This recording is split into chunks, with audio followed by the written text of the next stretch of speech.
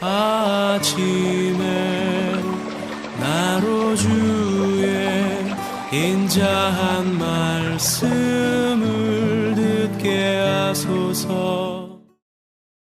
성도 여러분 안녕하세요. 수요일입니다. 오늘도 하나님의 사랑이 여러분들의 삶의 자리에 가득하기를 간절히 소망합니다. 말씀 한 곡 봅니다. 시편 98편 1절부터 9절까지의 말씀을 봉독해 드립니다. 새 노래로 여호와께 찬송하라.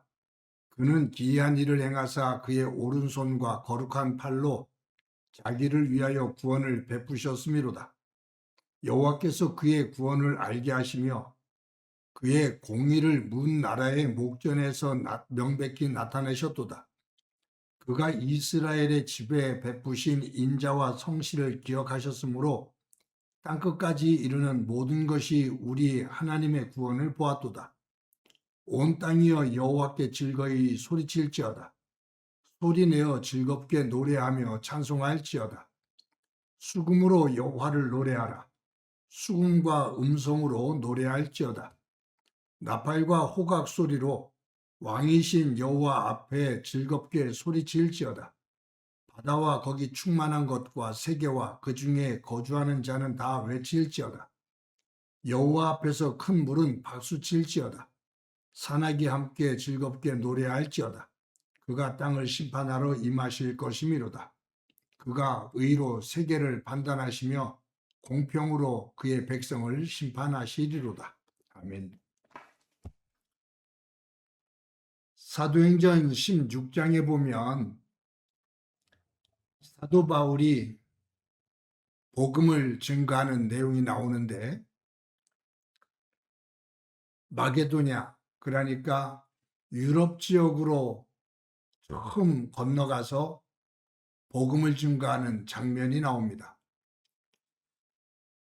유럽으로 건너가서 빌립보에서 복음을 증거합니다. 그러다가 유대인들에게 잡혀서 몰매를 맞고 피투성이가 됩니다.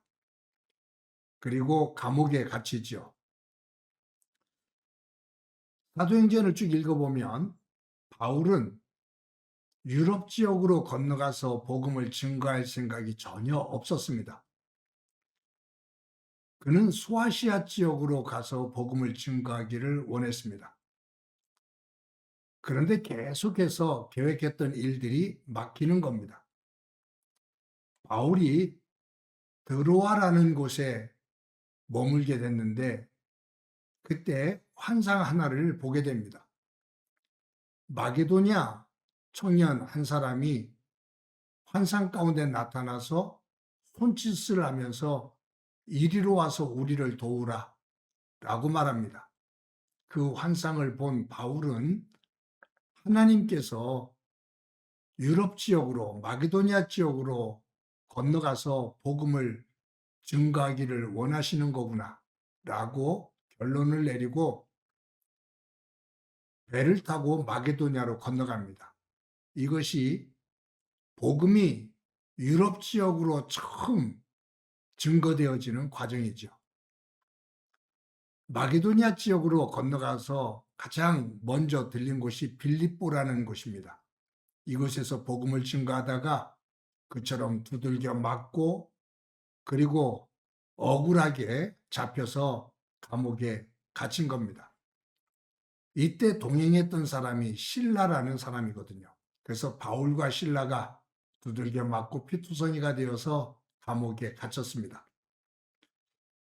아마 제가 이 바울이었다면 저는 피투성이가 되도록 두들겨 맞고 감옥에 갇혔을 때 하나님 앞에 이렇게 원망했을 거예요. 제가 소아시아 지역으로 그렇게 가고 싶어 했는데 그 길을 막으시더니 환상 가운데 마게도자 청년을 보게 하고 이곳으로 와 복음을 증거하게 하셨는데 이 꼴이 뭐냐고. 하나님 이게 뭐냐고. 아마 저 같으면 원망하고 불평했을 겁니다. 바울은 마게도냐 지역에 들어가서 복음을 증거하면 하나님께서 놀랍게 역사하셔서 복음을 듣는 이들이 모두 예수 그리스도를 믿고 놀라운 변화와 성장이 있을 거라라는 기대를 했을 겁니다. 그런데 그거와 정반대되어지는 핍박을 받는 상황이 되어지고 감옥에 갇힌 거죠. 바울은 이 감옥에서 제가 상상할 수도 없는 그러한 모습을 보입니다. 성경에 보면 그는 바울과 실라는 하나님 앞에 기도했다. 그리고 하나님 앞에 찬양했다라고 기록되어져 있습니다. 바울과 실라는 감옥에 갇혀서 하나님의 뜻이 무엇이냐고, 하나님은 이 과정을 통해서 어떤 뜻을 가지고 계신 거냐고 기도했겠죠.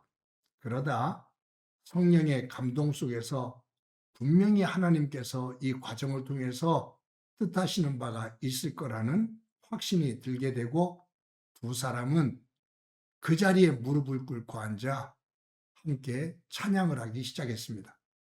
성경에 보면 감옥에 갇혀있던 죄수들이 바울과 실라가 하는 찬양을 듣더라 라고 기록되어 있습니다. 여러분, 복음을 증거하다가 얻어맞아서 죽도록 두들겨 맞아서 피투성이가 되고 감옥에 갇혀 있는데 그들이 하나님 앞에 기도하고 감옥에서 찬양을 합니다. 감옥에 갇혀 있는 죄수들이 그 찬양 소리를 들어요. 그리고 그러한 두 사람의 바울과 실라의 모습을 봐요. 얼마나 외형적으로 봤을 때 우스운 모습이었겠습니까? 저들이 믿는 하나님은 어떤 이기에 하나님을 증거하다 저렇게 두들겨 맞아 감옥에 갇히게 했을까? 죄수들이 비웃고 조롱했을 겁니다. 그런데 바울과 실라가 기도하고 찬양을 하는데 갑자기 지진이 일어납니다. 큰 지진이 일어납니다. 옥토가 흔들렸다라고 말합니다. 바울과 실라를 묶어두었던 착고가 풀려졌습니다. 옥문이 열립니다. 이러한 과정 속에서 그 감옥을 관리하던 간수가 바울을 통해서 복음을 받아들이게 됩니다. 빌립보에서 복음을 가장 먼저 받아들인 사람이 이 감옥을 책임져 지키는 간수입니다. 여기에서부터 놀라운 역사가 일어나게 되고 이 감옥을 지키는 간수의 집을 중심으로 해서 복음이 증거되어지면서 빌립보 교회가 처음 세워지게 됩니다. 찬양은 바울과 실라를 묶어두었던 착고가 풀려지는 힘이 됐고 가둬두었던 옥문이 열리게 되고 억압하고 두들겨 팼던 간수의 마음이 눈 녹듯이 녹아내리게 하는 힘이었습니다.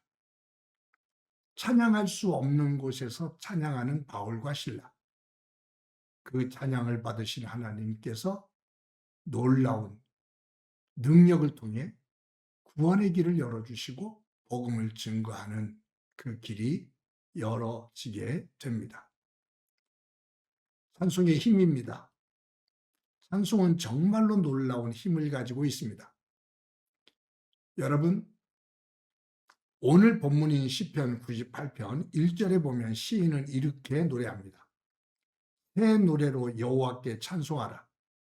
그는 기이한 일을 행하사 그의 오른손과 거룩한 팔로 자기를 위하여 구원을 베푸셨음이로다. 새 노래로 여호와께 찬송하라. 하나님은 구원을 위해서 기이한 일을 행하셨다. 그의 오른손과 거룩한 팔로 놀라운 구원을 베푸셨다. 그러면서 3절에서 그가 하나님께서 이스라엘의 집에 베푸신 인자와 성실을 기억하셨으므로 땅끝까지 이르는 모든 것이 우리 하나님의 구원을 보았도다. 하나님께서 하나님의 백성인 이스라엘 백성들을 구원하기 위해서 하나님께서 행하신 놀라운 일들을 땅끝까지 세상에 거하는 모든 이들이 보았다라고 말합니다. 바울과 실라가 감옥에 갇혀서 기도하고 찬양할 때 그 속에서 하나님께서 구원하시기 위해서 행하셨던 놀라운 역사를 간수와 감옥에 있는 모든 죄수들이 보았다. 그거와 동일하죠. 그러면서 오늘 시인은 4절에서 이렇게 노래합니다. 온 땅이여 여호와께 즐거이 소리칠지어다. 소리내어 즐겁게 노래하며 찬송할지어다.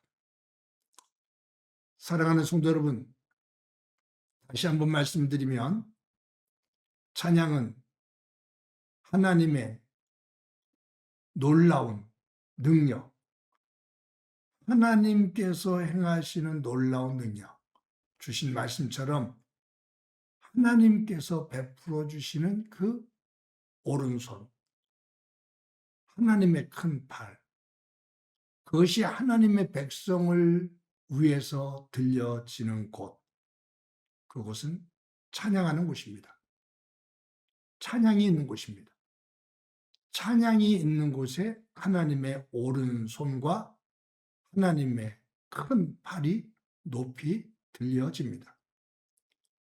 하나님의 얼굴이 향하는 곳은 어디냐 하면 고난과 어려움 속에도 무릎을 꿇고 기도하는 소리가 들리는 곳, 하나님을 향해 찬양이 있는 곳, 그곳으로 하나님의 얼굴을 돌리십니다.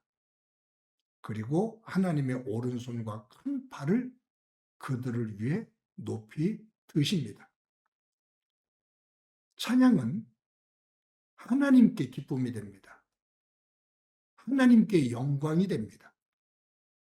반면에 찬양은 사탄을 두렵게 합니다. 사탄이 가지고 있는 힘을 약화시킵니다. 찬양은 하나님께서 기뻐하시는 것이고 사탄이 싫어하는 겁니다. 성도 여러분, 오늘도 하루를 살아갑니다.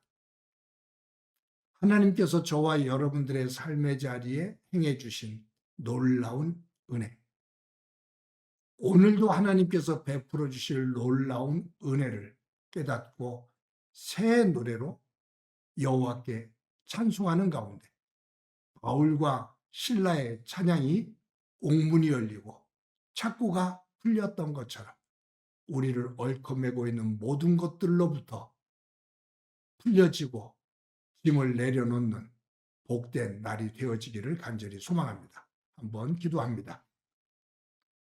하나님 감사합니다. 오늘도 소중한 날 주신 것 감사합니다. 삶의 자리에 힘들고 어려운 일들이 있지만 바울과 실라가 빌립보 감옥에서 기도하고 찬양할 때 하나님의 놀라운 역사를 경험했던 것처럼 오늘 시편 98편의 시인이 하나님의 구원의 역사를 새 노래로 찬양하자고 선포하고 있는 것처럼 오늘 하루를 살 때 우리의 찬양이 하나님께 영광이 되어지며 사탄을 물리칠 수 있는 힘이 되어지는 찬양이 되도록 은총 베풀어 주옵소서. 우리의 찬양 속에서 하나님의 오른손과 큰 팔이 우리를 향해 높이 들려지는 복된 날 되게 하옵소서. 예수님의 이름으로 기도드립니다. 아멘.